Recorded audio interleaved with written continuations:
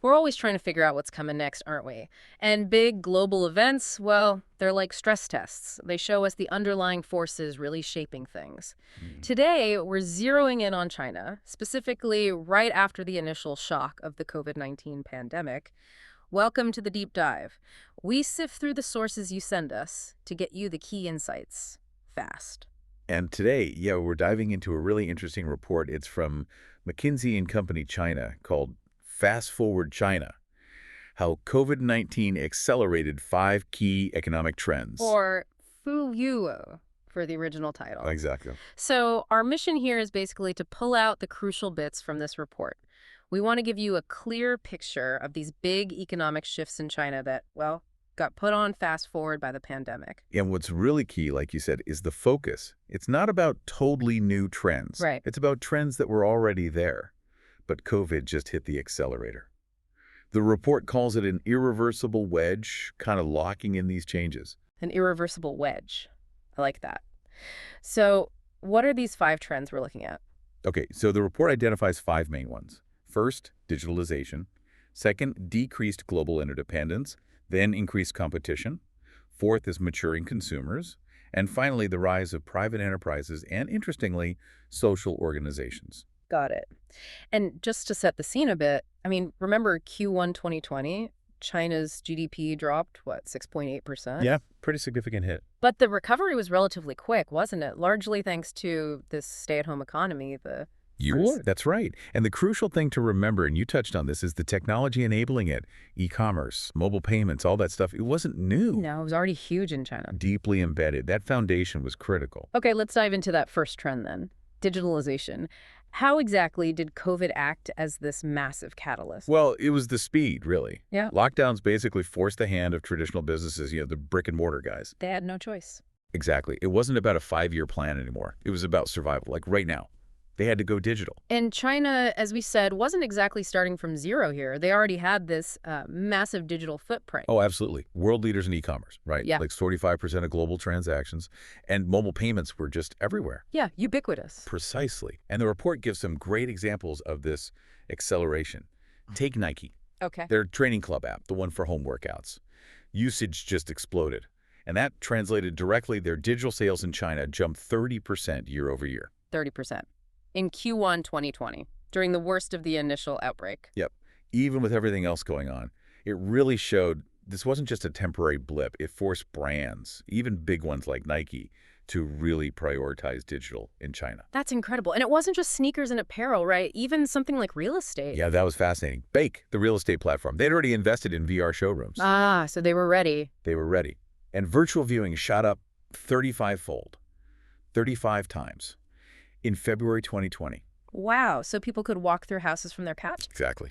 Makes you wonder, doesn't it? How much will that change property buying long term? Definitely. And healthcare, too. That saw a huge digital shift, didn't it? Oh, profound. Platforms like Ping and Good Doctor, they became absolutely vital. They had, what was it, 1.11 billion visits during the pandemic period? A billion. Billion visits, new registrations up tenfold, online consultations up ninefold. Incredible numbers. And another one, We Doctor. Their registered doctor numbers went from 1,500 in January 2020 to 55,000 by April. Just boom. 55,000 doctors online in a few months. It shows how critical those platforms became. Absolutely essential. And work and learning, too. That changed overnight for millions. Right. Alibaba's DingTalk, their business communication tool. Yeah. Monthly active users more than doubled, hit 177 million by March 2020. It basically became the infrastructure for remote work, for online classes, Sure. scaled up incredibly fast. So clearly not just a temporary fix. What did McKinsey find about consumer attitudes going forward? Were people planning to stick with these digital options? Yeah, the survey data suggested they were. About 55% expected to keep using e-commerce and these sort of new retail setups post-pandemic. Over half. And 74% said they increased their online shopping frequency during the peak. Tight. But remember, It was already high. exactly, 24% of personal consumption in China was already e-commerce before COVID. Compare that to like 11% in the US, 9% in Germany. So that pre-existing comfort and infrastructure were absolutely key to how fast things accelerated. Couldn't have happened otherwise, not at that speed. Okay, let's move to the second trend then.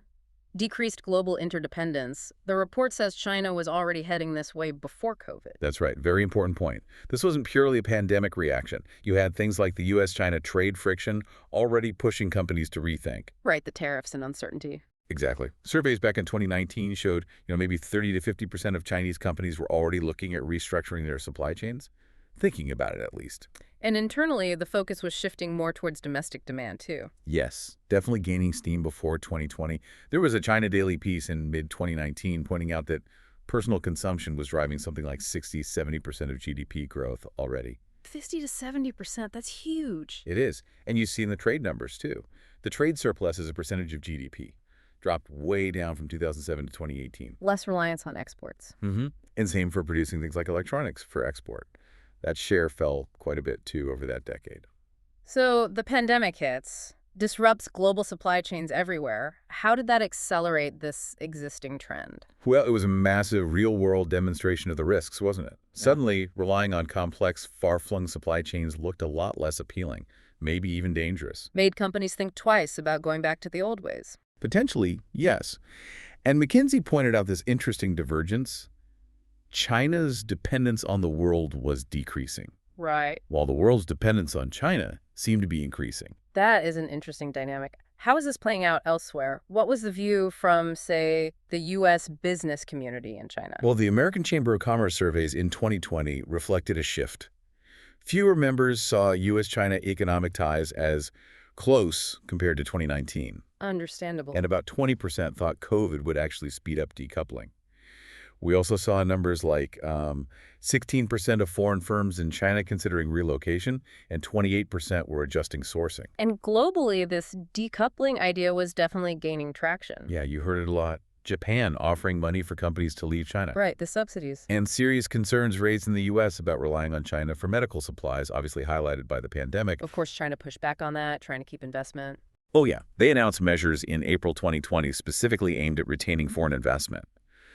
But the overall momentum, the amplification of this trend towards sort of regionalization or self-reliance, that seemed pretty clear. Okay, trend number 3, increased competition. China's market was already famously tough. Unbelievably tough. Yeah. The report mentions the top 10% of companies capturing 90% of economic profits. 90%, compared to 70% globally. Exactly. Super concentrated. And COVID basically poured fuel on that fire. It heavily favored companies that were agile, digital, quick on their feet. And we saw some really clear winners emerge, didn't we? Oh, absolutely. Alibaba's Freshippo, the grocery delivery. Yeah, the 30-minute delivery guys. Sales jumped 3 to 5 times, huge demand. Then you had Foxconn. The iPhone assembler. Right. They were incredibly nimble. Switched some lines to make masks just for their own workers. That let them reopen factories faster back in March. Smart move. Very. And ByteDance, TikTok's parent. While others were laying off, they hired 10,000 people. 10,000. Yeah, demand for short video just soared. Okay. And another example, Perfect Diary, the cosmetics brand, they trained staff from 50 of their physical stores to do live commerce online. Ended up #1 in cosmetic sales on Taobao during the pandemic. Wow, so agility and digital were absolutely key. Absolutely critical. But the flip side must have been brutal for smaller, less digital businesses. Oh, incredibly tough. Surveys at the time were grim.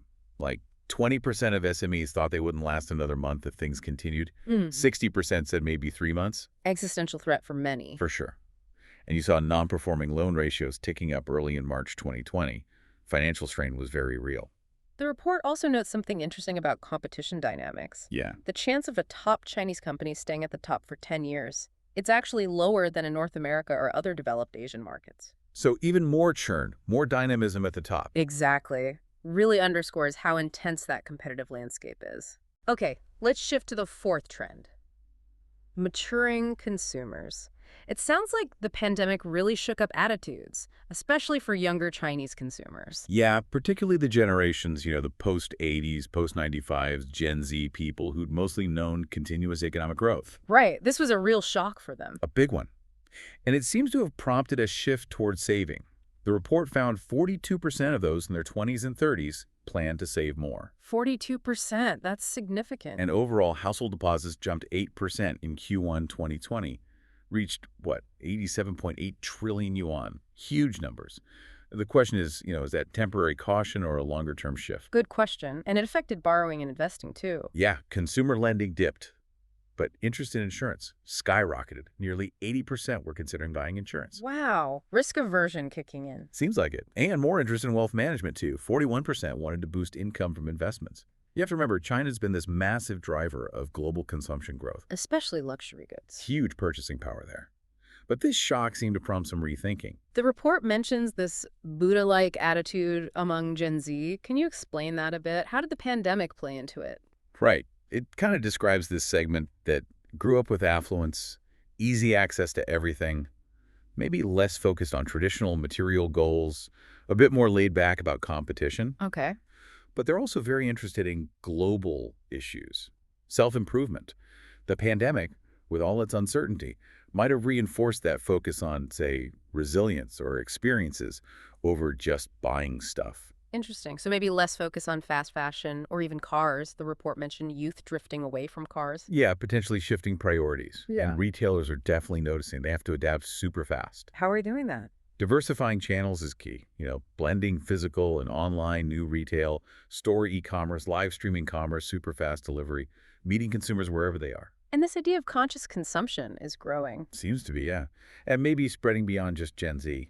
Post-pandemic, you see this bigger focus on quality, health, value for money. People willing to pay more for safe, eco-friendly products. Over 70%, according to the report. And a real emphasis on healthy eating, exercise. Plus, consumer complaints went up. Lower tolerance for poor quality. Exactly. Expectations are rising. All right, that brings us to the fifth and final trend, the rise of private enterprises and social organizations. The report draws a contrast with the SARS recovery in 2003. Yeah, a really important contrast. After SARS, it was largely government and state-owned enterprises leading the economic recovery. Yeah. This time, with COVID, private tech companies played a much, much bigger, more central role. And you have to remember how important the private sector is overall in China. Right, generates most of the growth and new jobs. Nearly two-thirds of growth. 90% of new urban jobs. It's the engine. And that dynamism was really on display during the pandemic. What are some examples of how tech firms stepped up? Oh, plenty. Alipay and WeChat were crucial for the government's health code system, the SA, essential for tracking and control. Right, that was everywhere. Then you had Alibaba, JD, Meituan delivering essential supplies to lockdown areas. Freshippo did that clever shared employee thing with restaurants. Yeah, borrowing staff who couldn't work otherwise. Exactly. Lenovo did something similar to keep their supply chain going. E-commerce platforms like Taobao, JD, Pinduoduo gave special support to struggling sellers, farmers. Helping them reach customers online. And even TikTok and Kuaishou, the video apps, became big platforms for live commerce, helping businesses sell. And they contributed financially too, didn't they? Beyond just business? Huge contributions. Tech company donations were over $4.4 billion. That's way up from their share back in 2018. 4.4 billion, wow. And there's talk now, policy discussions about potentially accelerating reforms, land, labor, capital markets, which could empower the private sector even more. Interesting. And what about social organizations? Their role grew too. Definitely. Their numbers doubled between 2009 and 2019. And during the pandemic, they were critical in mobilizing resources, donations. Raised over 29 billion yuan. So groups like the Gates Foundation, Vanke Foundation. Yeah, examples like that were very active. It really shows the private sector isn't just the economic engine anymore. It's taking on a bigger social role as well. Precisely. Becoming key to societal resilience, not just economic growth. So just to quickly recap the 5 accelerated trends from the McKinsey report: digitalization, Decreased global interdependence, increased competition, maturing consumers. and the rise of private enterprises and social organizations. When the key takeaway, again, is acceleration. These things were happening already. COVID just slammed the pedal down. Exactly. Understanding this acceleration is obviously crucial for understanding China's economy now and where it might be headed. But maybe it offers clues for other economies too, lessons for recovery elsewhere. Potentially, yes. Yeah. Seeing how these trends played out under pressure in China, it certainly provides food for thought for anyone watching global economic shifts. But we should avoid thinking, everything's completely different now. Right. It's more nuanced. The underlying currents were there. The pandemic was the catalyst that sped everything up dramatically. Okay, so here's a final thought for you, the listener, to chew on.